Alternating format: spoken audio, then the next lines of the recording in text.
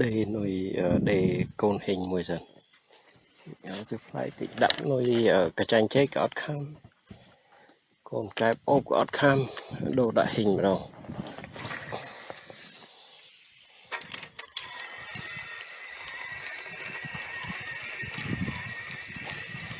mình giờ học kham là cái này kham mùi nó ớt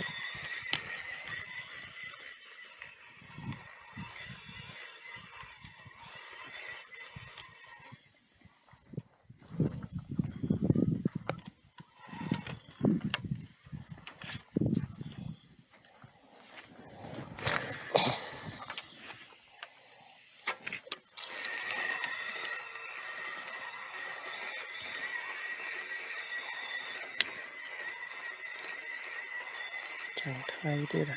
của bạn chẳng thay không cái đau một vậy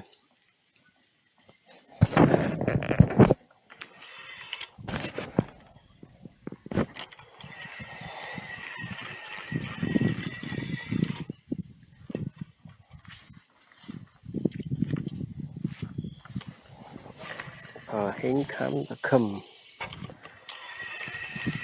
ngồi kham là kim hay nào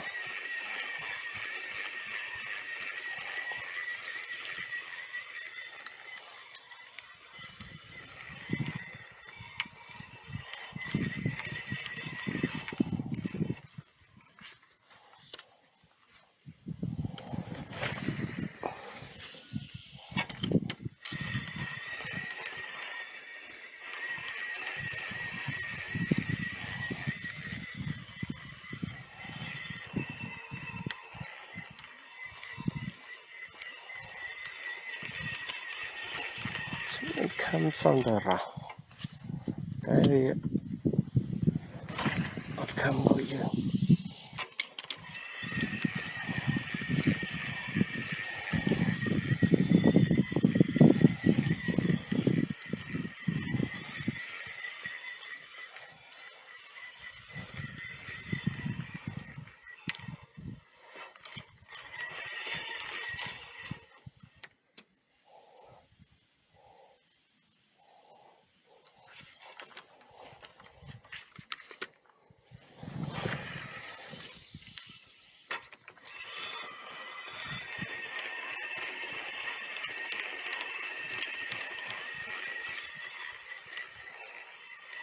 giúp chất choai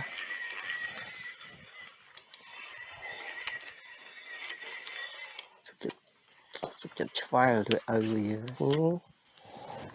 đây nó kham này trông smile rồi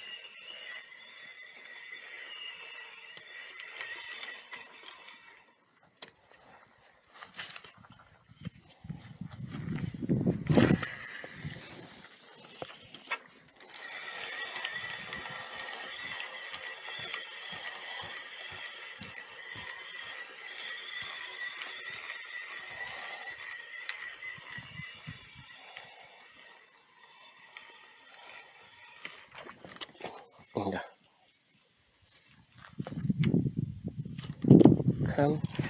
kham hơi trông hơi em rồi yes rồi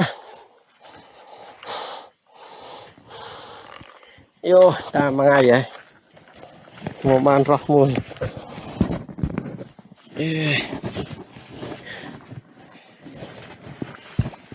em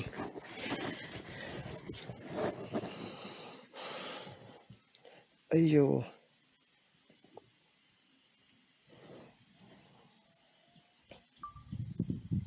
đi khang đầy bể bỏ trâu máu thì tăng lên lo lên tại vì cro khảm wow